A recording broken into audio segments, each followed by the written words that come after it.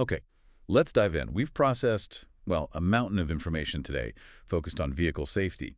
But the key thing isn't just one issue. It's two really big, totally separate problems. Mm. We're talking mechanical and electrical failures, and they affect nearly, what, 500,000 vehicles combined here in the U.S.? That number, yeah, it definitely grabs your attention. 500,000 vehicles. Yeah. And grounded because of distinct safety defects, you've got a mechanical issue with Stellantis, specifically the Dodge Dart, and then a very specific electrical fault hitting Nissan vans, which also ropes in GM, interestingly enough. Right. So our goal for this deep dive is pretty clear. We need to cut through the jargon and really understand the mechanics of why these things are failing. Why could a Dart just roll away? Why might a Nissan van stall out? And, maybe just as important, what does the difference in how the companies are responding tell us? We're digging into our source material to give you the exact, actionable info you need. Okay, let's tackle the biggest chunk first. That's Stellantis recall, the Dodge Dart. We're looking at 298,439 Dart sedans. That's a huge number, especially for a car they stopped making a few years back. So for those owners, what's the actual risk? What are they facing? The core risk, it's about losing trust in the most basic thing you do, putting your car in park. This recall is specifically for the Dodge Dart sedans, model years 2013 through 2016.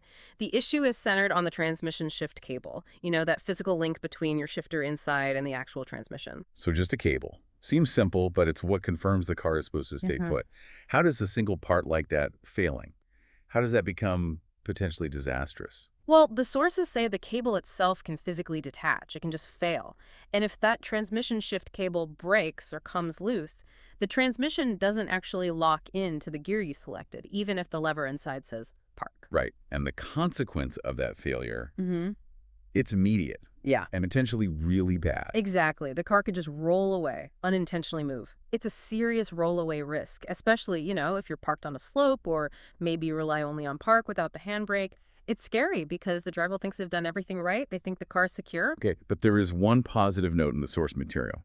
Stellantis says 0 crashes or injuries related to this, which is, frankly, a huge relief. Yeah. But that brings us to the fix. You have this fundamental mechanical failure. What's Stellantis telling owners about getting it repaired? And this is where we see sort of the first big point for analysis in this deep dive. Stellantis is, they're playing catch up a bit. They've said notices are going out, mailed to owners on November 6th. That tells them about the risk. But, and this is key, they are still, as of when this info came out, working on developing the actual repair, the remedy. That suggests finding the faulty cable is just step one. Right. Engineering a permanent fix, something validated that handles the stress long term. That seems to be a challenge they haven't quite cracked yet. That's a really important distinction, isn't it? Owners get told about a potentially life-threatening risk, but then have to wait for the solution. Yeah. You'd think replacing a shift cable, well, it sounds more straightforward than, say, rebuilding an engine. Why might this fix be taking longer? It's a good question. It touches on safety engineering. When a part fails, that's critical for keeping the car still. The replacement can't just be another cable. It has to be potentially a redesigned, fully safety-validated part, maybe even changes to the linkage or the housing. Given the forces involved in just holding a car, they need to be absolutely sure the fix will last the life of the vehicle. And that probably means a lot of testing, validation to NHTSA standards. That stuff takes time. Okay, right. Makes sense. Let's shift gears now from the kind of mechanical failure to something more delicate, an electrical flaw related to routing that could kill the engine power. So now we're focusing on Nissan. They're recalling 173,301 vehicles in the U.S. Yeah, a different set of vehicles here, mostly utility vans, taxis. But just as important structurally, the affected models cover a pretty long span, too. The 2013 to 2021 Nissan NV200, plus its taxi versions from 2014-17 and then again in 2019, and crucially, the 2015 through 2018 Chevrolet City Express. That Chevy connection, that's the detail we really need to unpack. Why is a Chevy owner suddenly worried about a Nissan recall? It's a perfect example of modern platform sharing, really. The Chevy City Express. GM didn't design or build it. Nissan did. For GM, it's essentially a Nissan ND200 with a Chevy badge. So any fundamental manufacturing defect like this wiring issue, it applies to both the Nissan and the Chevy versions. If you own a City Express, you're dealing with a Nissan assembly issue. Got it. So what's the tiny specific mistake on the Nissan Chevy assembly line that ends up blowing a fuel pump fuse and leading to a potential engine stall? That sounds terrifying. The root cause, according to the NHTSA documents cited in our source, It's almost unbelievably specific. It seems the fuel tank temperature sensor harness might have been incorrectly routed during assembly. Incorrectly routed, like someone just didn't use the right clip or bent a wire the wrong way. It's kind of startling that something seemingly so small could cause the engine to just die. It is startling, but it tells you everything about how intolerant modern electrical systems are to error. When that harness is routed wrong, it puts stress on the wires. They probably rub against other parts over time. That chafing wears down the insulation, and eventually you get a short circuit. Oh. And when a short happens in wiring connected to the fuel pump fuse, well, the fuse does its job. It blows to stop more damage. And when the fuel pump fuse blows, Hmm. no fuel gets to the engine. So the immediate result is a total loss of power. The engine stalls. Precisely. And imagine that happening in a van, maybe full of cargo, or worse, passengers in a taxi. Having the engine just cut out, especially if you're moving at speed, it's incredibly dangerous. It really shows how a seemingly minor assembly mistake can just bypass layers of safety and cause a complete functional failure. Okay, let's connect this back to the Dart recall and that key question about readiness. Stellantis is still working on the fix for the cable.